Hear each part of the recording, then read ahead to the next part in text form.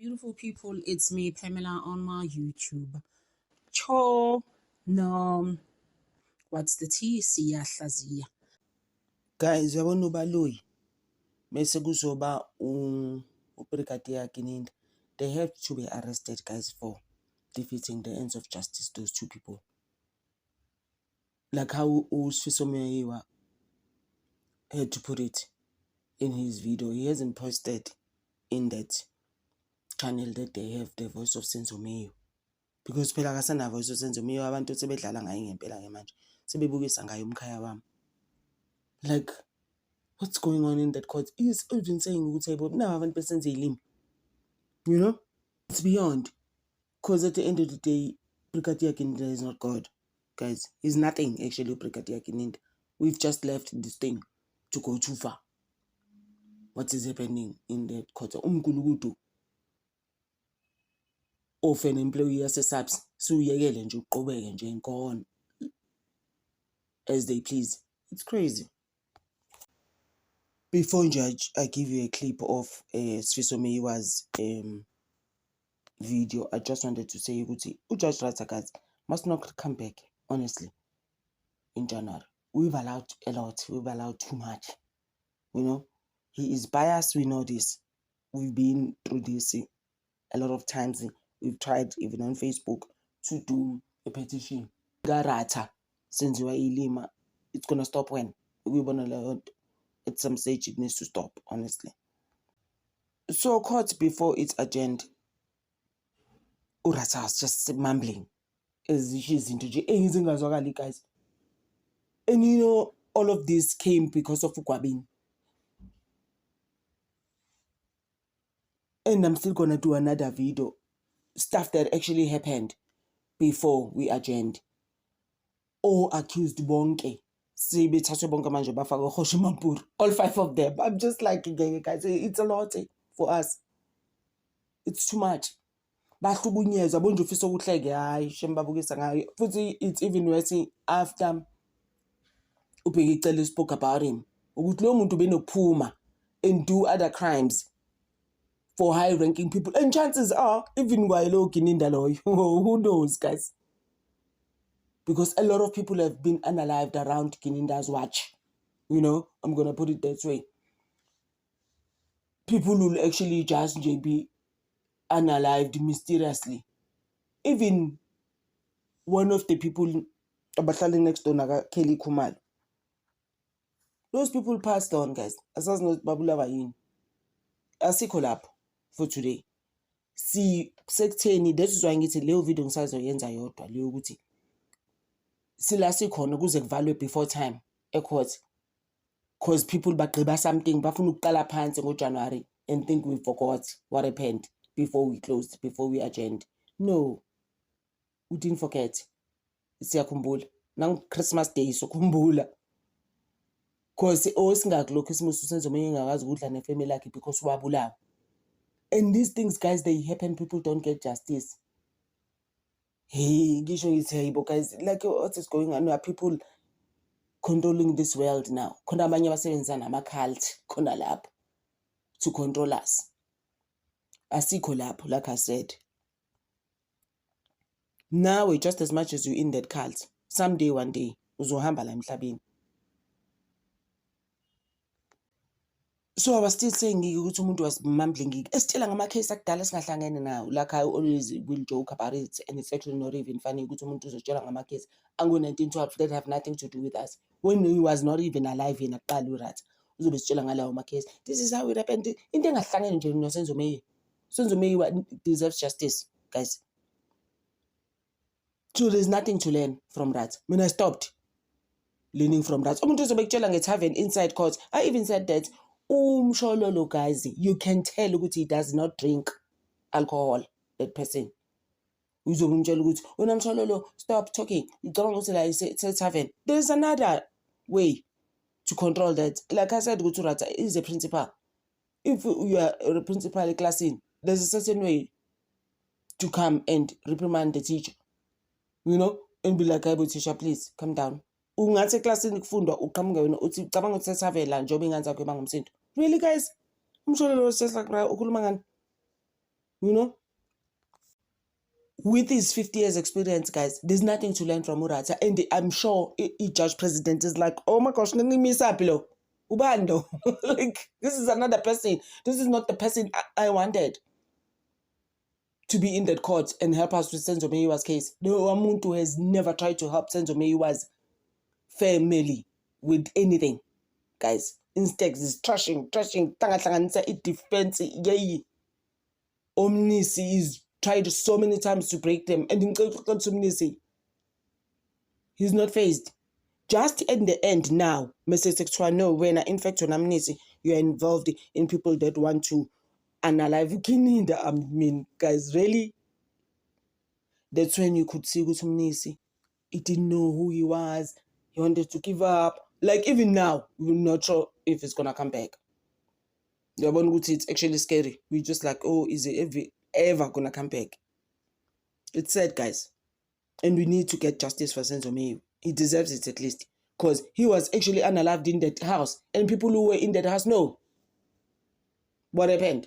Abanye have been paid, go Netflix, see, badly mal says appel. Buy him pupu again. Talk. Like how I've said, Umtoko will tell us Usfiso Meyiwa, maybe tell Usfiso Meyiwa, I suppose. Ati, hey, guys, hey, futhi, ulongwe. But what do you mean? Section to such on Jongomizulu. Ati, longwe, short, senzo. Aturata, how? Tata block. Honestly, like he was there, Baba Luna, 80 next year. Rata thinks he's it, and it's happening, and it's actually not. He is actually a disgrace to our society, our justice system, and he continues to mistreat the defense Ramuntolo in court right in front of our eyes, while treating umgulugudu of a prosecutor Ubaloyi like a saint. When we know very well Ubaloyi is not a saint. We just like we can see right through you. The two of you are actually a team. We are actually tired of this charade that you're putting in court. We are exhausted by it. Yes, exhausted. Like we can't even do anything. Seeing a court. So I can imagine Abandaba Parate Court, Abangan Bakwabi, who came there to support their people who are at the witness stand. Listening to that crap that is happening in that court and those lies. So basically Uzi Sola, Judge President, like you've never seen. But I'm just like, what is he doing about it? Nothing. This person has done so many things. You watch so many things about black lawyers. Hey, Black Lawyers Association, Noma Kamben. Uma Kamben hasn't practiced for over 30 years after what the Malaya say RAF. Nangu hlela pha kule handla khona 1912 lapha eMamelodi. There next to Technical High School. Lo muntu wadla imali zase RAF umngani kaRata. How are they different? They are the same person right now to me. Because Urata is not any better. Guys, he's not helping us with anything. Lo muntu lo. He's a bit, oh no, we started it. Black Lawyers Association was started by us. And my company, I'm just like, please don't go lawyer. Please stop. You know, we never moved on after you was found out in the 80s even. I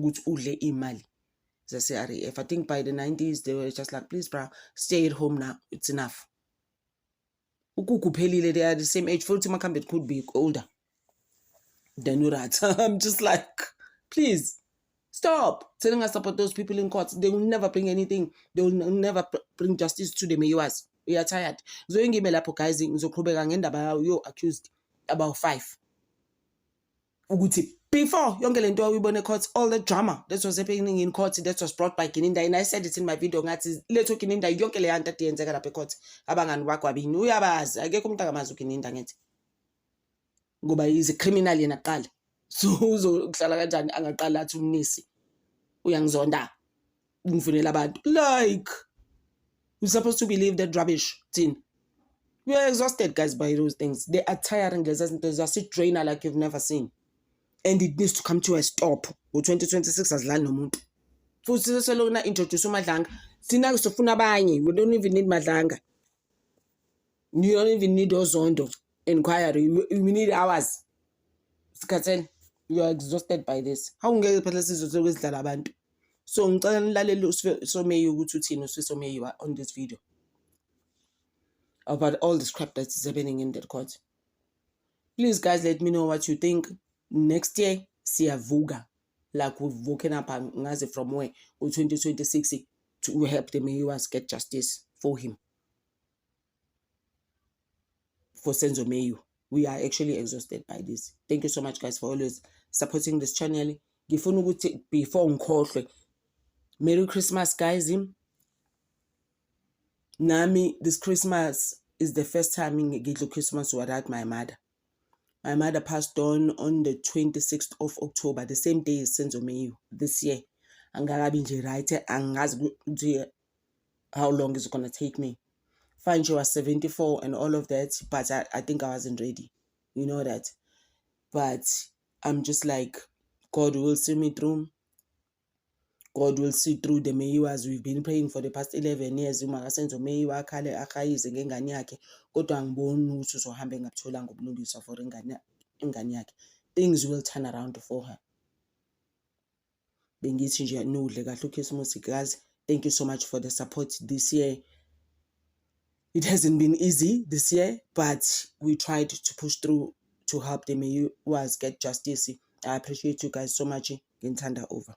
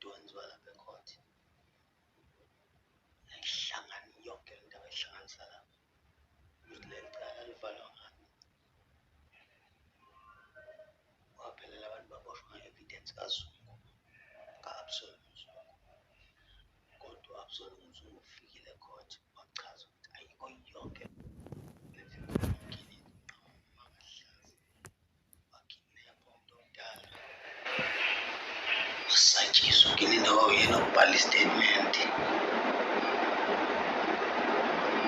kwakuzungakazi lutho ndakahlangana nakancane ngalento.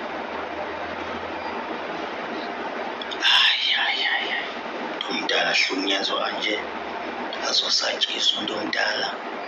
Hayi ngeke kini ndawo nto yini God yini ukininda isa God yini lo muntu lo. Hayi bafowethu, ngeke bafowethu, hayi bafowethu. Kanti ngakose ube imindeni emingaka ezohlukumezeka ngenxa yalokho kininda.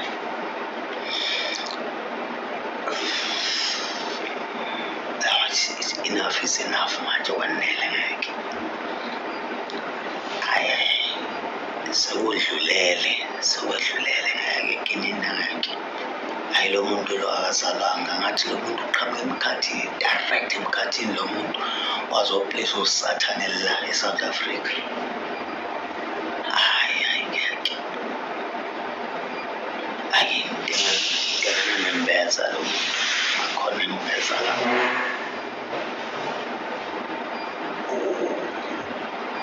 Amanga into esegazini, into ekuye aphila ngayo. Hayi bafowethu ngeke. Wabuza ungakayazi yonke lento. Uyasho enkantolo ukuthi akahlangani nalento. Abantu baboshwe nestatement sakho Absolute Mzungu. Kodwa useshile enkantolo ukuthi akahlangani yonke lento futhi akasayinanga statement. Why? Ubani uyamazana ambize ubaba Absolute Mzungu since wabhala istatement. Kwathiwa yisona istatement sakhe isibopho accused number 1 and 2. Yakenza into nje. why le nkantolo ingayodwa ube nezinto ey'bheda kangaka kodwa kuthuleke nje iqhubeke nje icala ezifu konke kunormal kwenzeka ngendlela. Hayi bo, nalo baba uRatha ngangimthembile ngithi ijaji eli-right. Ngeke baningi abantu bekhuluma left and right, ngathula nje ngathi ngisambuka lo muntu mhlawumbe ngoba phela ijaji ilo muntu ohloniphekile. Bengiyitshela ukuthi akulula ijaji lithengeke, bethi abantu lithengiwe leli jaji. Hayi ngeke ijaji, hhayi kodwa manje hayi lo baba kalungile, akekho right. Lo baba uRatha uze kuleli cala evele senesinqumo azosikhipha isinqumo sakhe futhi ukugweba labafana, kodwa ayikho into abagwebayo, kodwa yena usaqinisa ikhanda. Isinqumo sakhe uyabona wanikezwa, waqale waxoxa before afakwe le cala ukuthi sifuna ukhiphe idisini ukuthi ubophele abantu, ugwebele abantu. Uyabonakala uRatha uyabacindezela abameli be-defense, uyabahafa, ukhuluma kabi nabo engathi iy'ngane zakhe. Hayi man, Ratha, Judge Ratha, lo 50 years wakho sitshela ngawo service, yona nto kade uyenza yonke le minyaka le. Hayi man, no.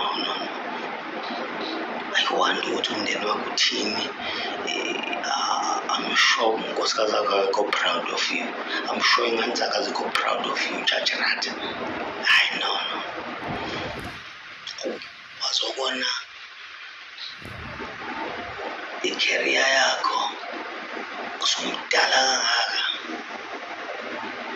Hayi, yini le ngaka bakuthembisa yona ukuthi ungaze wenza into ebheda kangaka? Hayi man, no. Ungena into yokusebenzisela imithi nawo wakwenza walawulwa uyena, wakhontrolwa uyena. Hayi, yimbi le nto yenzayo baba, yimbi. I-defense bisibiza ubaba Zungu, uba lo iseqala uba nenkinga manje.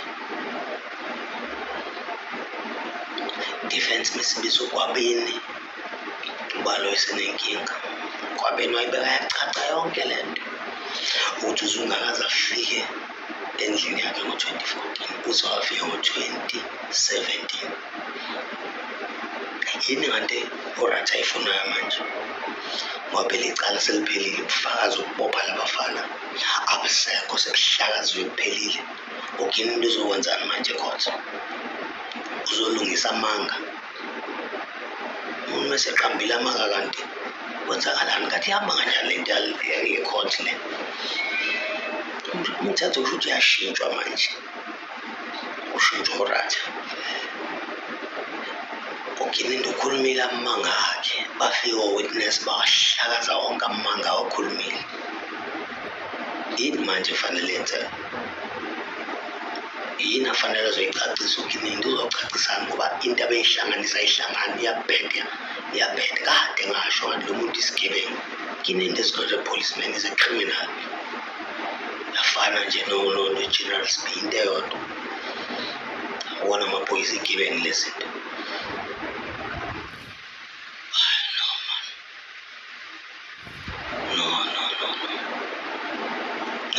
Gwabini wafika ecourt ezofuna ukukhuluma acacisa ngale nto esho uConstable Zungu, wavinjwa lapho bangididela abantu, Sergeant Mohana noMohola lo wamvimba, wathi ungangeni ecourt. Hayibo.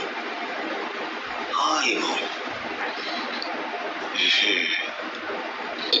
ngiyazenzela nginenda Mohola khona nalo omunye lo ubani loButhelezi lo osabisa uGwabini, wathi uzomdubula yena ngasaba umuntu.